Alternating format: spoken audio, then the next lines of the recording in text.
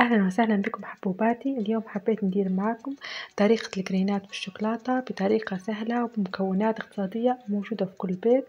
وقبل ما نبدأ نحب نشكر أخواتي اللي يدعموا فيا في القناة ونقول لهم مرحبتين بكم في قناتكم. طبعا الجرينات يعني نفضلها احنا الليبيين في مناسباتنا، ويعني لما يجونا ضيوف ويعني حتى نقدروا ناكلها مع تويست شاهي أو تويست قهوة، ما شاء الله تذوب في الفم ذوبان. وقبل ما نبدأ نحب ندعوكم الاشتراك في قناتي وتفعيل زر الجرس وضغط لايك حتى يصلكم كل جديد. المكونات اللي هي في كاس من مية الزهر أو مية العطر، وكاس من زيت الطبخ، وكاس من الزبدة أنا سيحتها، تقدر تديرها سايحة أو تقدر تديرها عادي بدرجة حرارة الغرفة. 5 أكواب من الدقيق معهم رشة من الملح. حنضيف أنا بالتدريج ونشوف يعني تاخد أكتر أو أقل. ملعقة صغيرة من البيكنج باودر اللي هي خميرة الحلويات، اللي هو ملعقتين من السمسم، ملعقتين كبار من السمسم، وهذه اختيارية يعني لو هي حتعطي طعم أحلى، لكن لو مش يعني متوفرة عادي تقدروا تستغنوا عليها. نخلط المكونات ونشوف، مرات ياخد 5 كاسات ومرات أكتر ومرات أقل على حسب نوع الدقيق. في منها اللي يتشرب، في منها اللي يتشرب هلبة، وفي اللي ما يعني ما يتشربش هلبة. أنا حنعجن وحنشوف قداش ياخد مني. أول حاجة درت بالسباتيولا، بعدين حنعجن بيديا.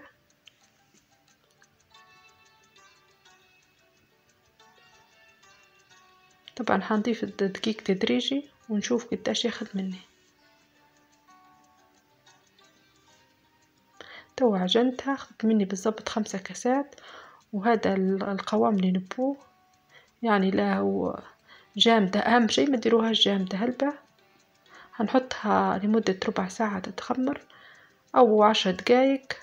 ولو كان الجو عندكم يعني ساخن عادي ما تحتاج حتى لتخمير، يعني تقدري حتى تشتغلي بها من غير تخمير. أنا خمرتها 10 دقايق وبدأت فيها.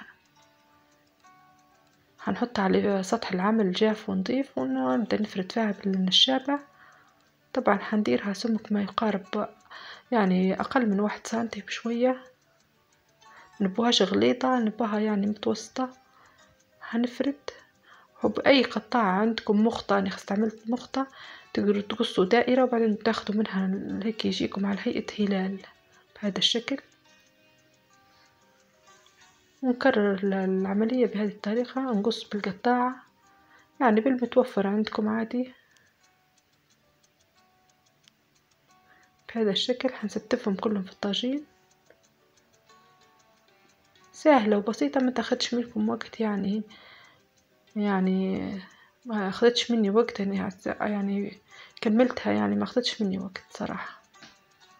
أنا أعتبرها من أبسط الحلويات وفي نفس الوقت من فخمة، وفي نفس الوقت ما تاخدش وقت. أنا درت أخذت 4 طواجين، هنحطهم في درجة حرارة 180 على الرف الوسطي، نطيبها من تحت لمدة 3 ساعة، بعدين من فوق 5 دقايق.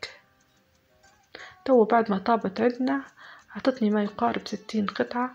تقدروا انتوا يعني لو ما تبوش الكمية هذه كلها حتقدروا تديروا نص المكونات، حتعطيكم نص الكمية.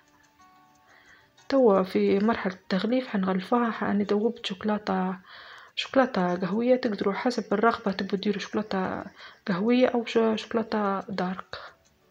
أنا دوبتها حنغلف بها بهذا الشكل. حنصفيها شوية، هنحطها حطيتها في طاجين محطوط عليه ورق زبدة باش ما تلصقش عندي. بهذه الطريقة نكمل بهذا الشكل.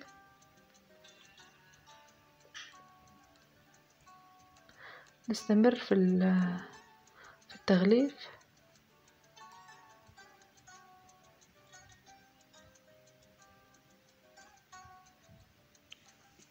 بعد ما غلفتهم نقدر نزينها. أنا حبيت نزينها بالأي مكسرات متواجدة عندكم. أنا بالكاكاوية يعني أنا درتها يعني اقتصادية، حتى اللي ما مش متوفر عنده المكسرات التانية يقدر يديرها بالكاكاوية، سعرها معقول يعني متناول الجميع، في نفس الوقت يعني تعطي شكل ما شاء الله يعني جنين يعني. أنا حنديرها نص بنص، نصها هنخليها هيك بالشوكولاتة ونص التاني حنديرها يا إما بجوز الهند يا إما بالكاكاوية بهذا الشكل.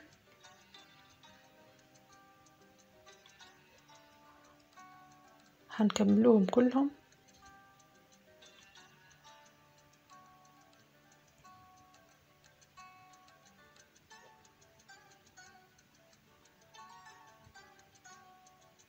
تقدروا تديروا حتى شوكولاتة بيضة وبعدين تخليها تجمد شوية في الثلاجة. حطيتها أنا في الثلاجة مقارب 10 دقايق، وبعدين طلعتها. الجزء هذا اللي شكلته بالكاكاوية وجوز الهند، والجزء الثاني بندير عليه الشوكولاتة البيضة بهذا الشكل.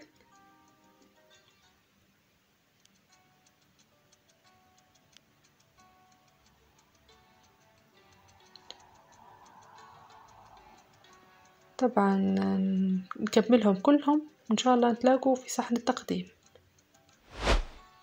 وهذه كانت طبختنا بالنسبة للجرينات بالشوكولاتة، وإن شاء الله تكون نالت إعجابكم بطريقة سهلة بمكونات اقتصادية أو موجودة في كل البيت.